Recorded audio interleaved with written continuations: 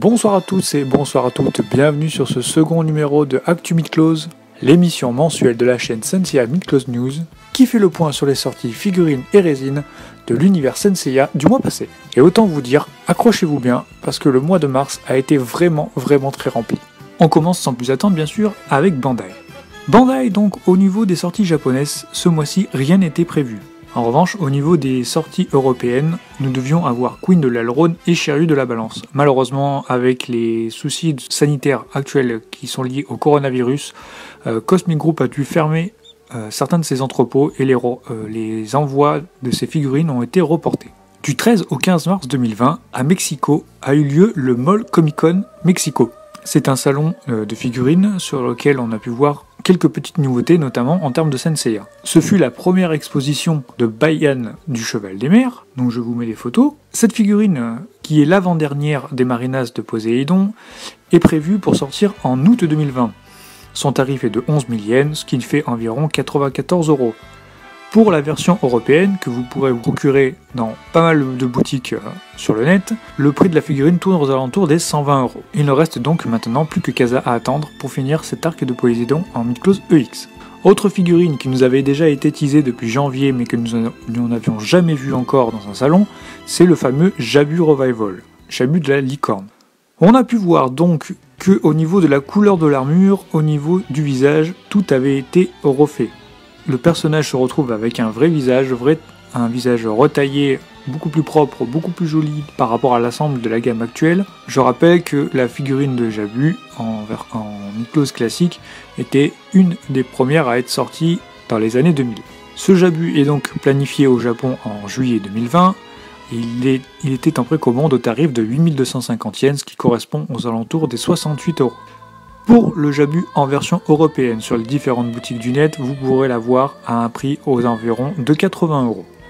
D'autres figurines est également exposées. On peut parler plus précisément soit de futures sorties ou de sorties récentes. On a pu voir Haken de Merak, Io de Scylla ou encore la toute fraîche sortie japonaise Queen de l'Aileron. Les précos de Baiyan se sont donc déroulés le 18 mars.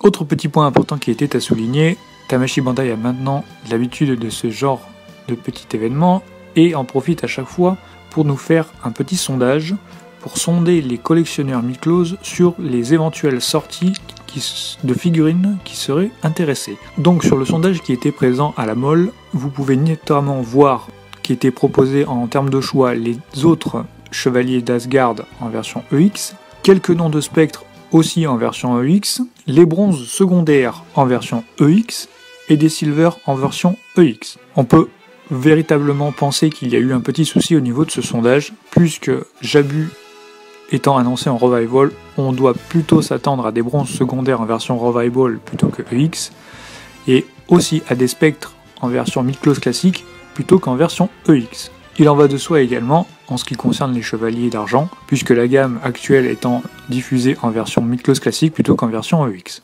Plus tard dans le mois, sont apparues des premières photos du porte-armure de Jamian du Corbeau. Donc Jamian du Corbeau, c'est un chevalier d'argent, et c'est une figurine qui sera dans la gamme Midclose classique. Sur ces photos, on simplement que le porte-armure, pas de personnage, pas d'armure sur le personnage, aucune idée de date, aucune idée de prix. On espère quand même fortement qu'on pourra avoir cette sortie qui est très attendue, puisque c'est de l'inédit, qui est très rare chez Bandai. On l'espère fortement avant la fin de l'année. Petite photo intéressante qui a été postée par Panda Custom.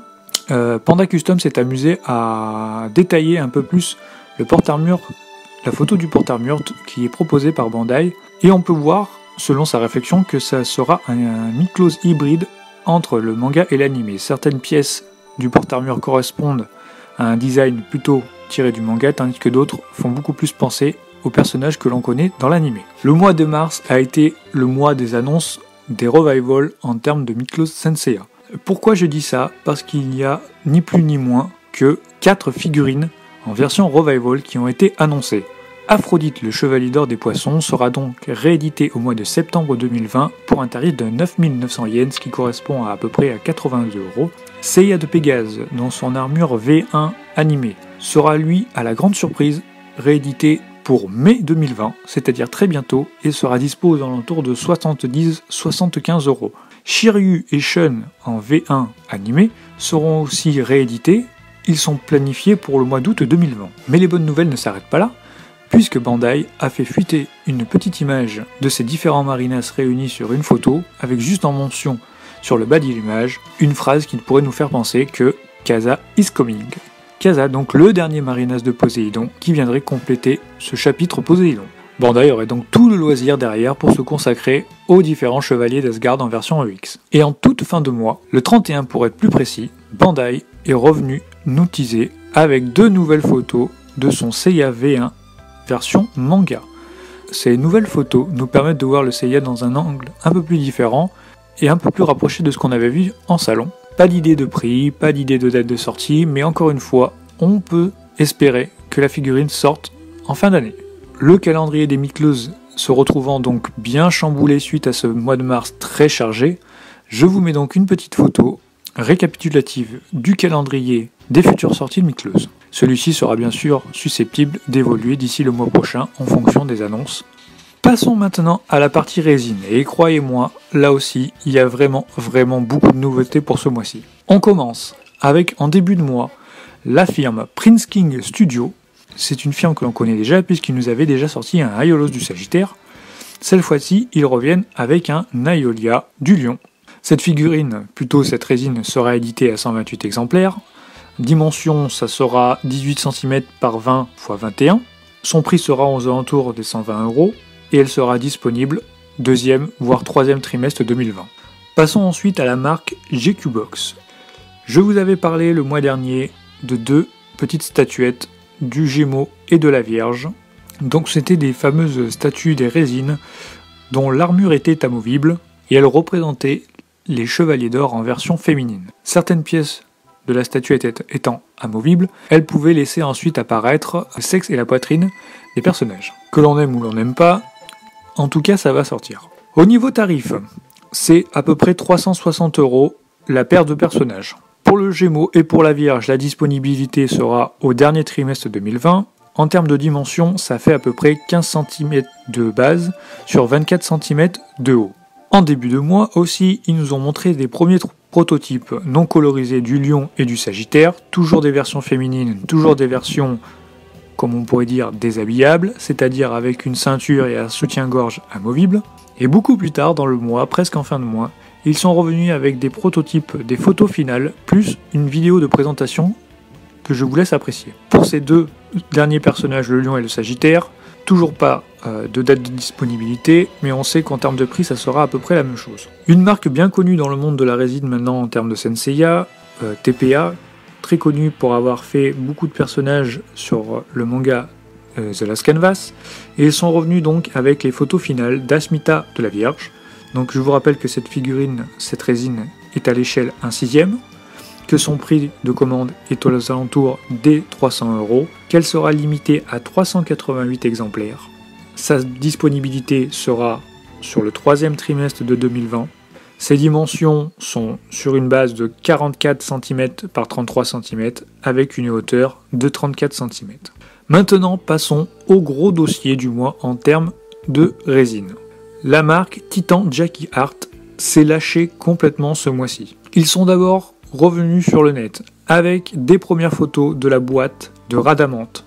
Puis, quelques jours plus tard, ils sont revenus avec des photos de leur prototype final, toujours du même Radamante, avec des photos qui montrent que les premières pièces sont en train de sortir d'usine, plus une petite vidéo promotionnelle de l'objet. Il y a différents studios qui se permettent de faire des résines sur le thème, sur l'univers du monde Senseiya, mais ce que l'on peut dire, c'est que la marque Titan Jackie Art met vraiment du cœur à l'ouvrage et donne vraiment tout le maximum de son potentiel pour nous sortir des personnages qui soient dignes du manga de Masami Kurumada.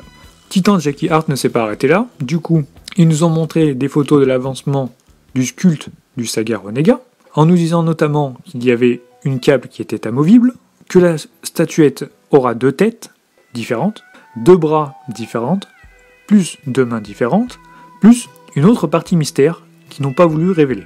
Titan Jackie Art a aussi montré des photos, plutôt des clichés de la fin du concept 3D de Minos, Il y a fort à espérer que le mois d'avril entendra parler de ce Minos en version imprimée. Toujours cette même firme, Titan Jackie Art, nous a livré en toute fin de mois, dans les derniers jours du mois, une photo de son prototype final de Chion du Bélier en version Renégat. Pas de date, pas de prix. Quand on voit la qualité de la statuette et quand on voit le sérieux et la rapidité du travail de Titan Jackie Art, on se doute que c'est pour bientôt. Autre marque qui se lance dans le monde de Senseiya, WWF. Non, ce n'est pas les pandas, c'est Woo Water Factory. Cette marque est apparue avec un premier visuel, une résine ultra massive dont on ne connaît toujours pas à l'heure actuelle les dimensions et qui représente Aldebaran du taureau en version SOG. On se doute déjà de l'ampleur que peut avoir une résine sur Aldebaran, mais alors une Debaran sur SOG, il va vous falloir une vitrine entière rien que pour lui seul pour l'exposer. FOC Studio maintenant. FOC Studio, pour les amoureux de la résine, cette marque vous dit quelque chose. FOC, ça veut dire Focus on Creation. Vous avez notamment pu voir des œuvres de ce studio avec les différentes résines Samurai Troopers qu'ils sont en train de sortir au compte-gouttes. En début de mois, une première photo avec un casque de Saga annonçait qu'il y aurait un projet Senseiya sur leur main. Quelques jours plus tard, une deuxième photo avec l'ensemble des Chevaliers d'Or en version ombrée sur un fond sanctuaire annonçait un projet d'ampleur puisqu'ils avaient l'intention de faire un set sur les 12 Chevaliers d'Or. Qu'allait-il sortir? Des casques, des petites figurines? Jusque-là, nous ne le savions pas.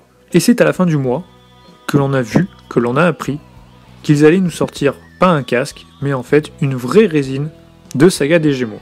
Les photos montrées sont encore à l'état de prototype. La seule chose que l'on peut affirmer, c'est que l'échelle sera de 1/6 et qu'il y aura 2 poses de disponibles pour cette statuette. Une version Ghost de Saga, quand il se bat notamment contre les Chevaliers de Bronze dans la maison du Gémeaux, et une version de Saga avec sa tête, ses cheveux.